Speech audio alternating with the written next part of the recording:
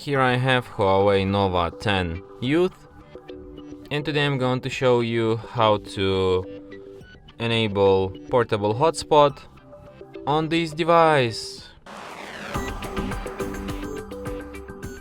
So to do this, all you need to do is to just go to the upper bar, and here you can find the button personal hotspot.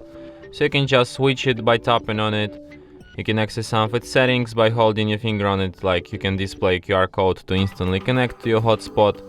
You can change its name, you can change its password, you can change its you can add devices to block list. In more settings you can also set a turn off timer I mean. And there's also a Bluetooth tethering option here. So yeah. And that's it. Thanks for watching. If you find this tutorial useful, don't forget to hit that like button and subscribe to our channel.